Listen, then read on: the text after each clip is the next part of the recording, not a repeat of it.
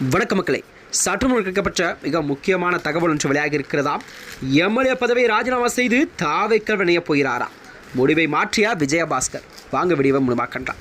அதாவது தமிழகத்திலே நடந்து முடிந்த இந்த 2026 சட்டமன்ற தேர்தல் முடிவுக்கு பிறகுதான் தமிழக அரசியலில் புதிய மாற்றமெல்லாம் நிகழ்ந்து கொண்டிருக்கிறது. அதாவது அனைத்து இந்திய அண்ணா திராவிட முன்னேற்ற கழகமானது கட்சியின் உட்கட்சி விவகாரம் என்பதும் பிளவுகள் என்பதும் நாளடைவில் தீவிரமடைந்திருக்கிறது.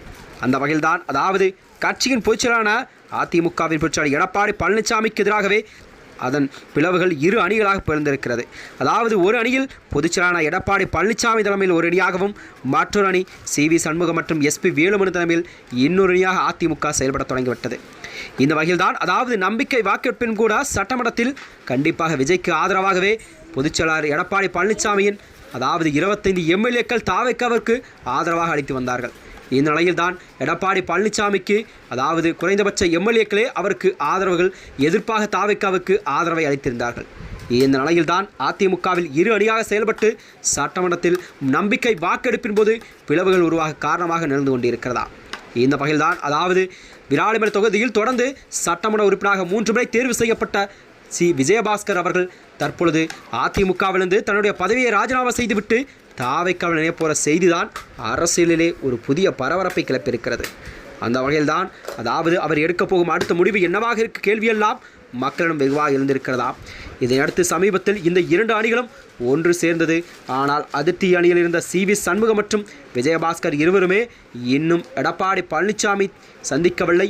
இதனால் இவர்கள் இருவருக்கும் அதிமுகவிலிருந்து விலகி தமிழக வெற்றிக் கழகத்தில் இணைய வாய்ப்புள்ளதாக அரசியலில் பரபரப்பாக பேசப்படுகிறது. இந்நிலையில்தான் தன்னை சுற்றி வலம் வந்த வதந்திகளை அனைத்துமே விஜயபாஸ்கர் அவர்கள் முற்றுப்புள்ளி வைத்துள்ளாராம். அதாவது அதிமுகவில் பொதுச்செயலாளர் எடப்பாடி பழனிசாமிக்கு எதிராக போர்க்கொடி தூக்கிய SP வேலுமணி மற்றும் CV சண்முகம் அணியிலிருந்து விஜயபாஸ்கர் அவரும் அவர் அதிமுகவின் குரலாக நியமிக்கப்பட்டார். இதையடுத்துதான் அதிருப்தி அணியில் இருந்து வந்த அந்த 25 எம்எல்ஏக்களும் தமிழக வெற்றிக் கழகத்துக்கு ஆதரவாக தங்களை வாக்குகளை அளித்திருக்கிறார்கள். இதனால் தான் அவர் அனைவருமே கட்சி கட்டுப்பாட்டை மீறியதால் அந்த 25 எம்எல்ஏக்களின் தகுதி மற்றும் அவர்கள் வகித்து வந்த பதவிகள் அனைத்தையுமே நீக்கிவிட்டார் பொதுச்செயலாளர் எடப்பாடி பழனிசாமி. அது மட்டுமின்றி எடப்பாடி பழனிசாமியோ தரப்பு சபாநாயகரிடம் மனு ஒன்றை அளித்திருக்கிறார்கள். இதனிடையில் தான் தாவேக்கா சார்பிலிருந்து தங்களுக்கு ஆதரவளித்த அந்த அதிமுக எம்எல்ஏகளுக்கு அமைச்சரவையில் நீங்கள் கண்டிப்பாக இடம் கொடுக்க மறுத்துவிட்டதும் தங்களது எம்எல்ஏ பதவியை ராஜினாமா செய்துவிட்டு விசில் சின்னத்தில் அவர்கள் போட்டியிட்டு வெற்றி பெற்றால் கண்டிப்பாக அமைச்சர் பதவி தருவதாக தாவேக்கா தரப்பிலிருந்து சொல்லப்பட்டதாக கூறப்படுகிறதா. இந்த நிலையில்தான் இந்த குழப்பங்களுக்கு காரணமாக மீண்டும் எடப்பாடி பழனிசாமி இணைவதற்கு அதிமுக அதிருப்தி அணி முடிவு செய்திருக்கிறது.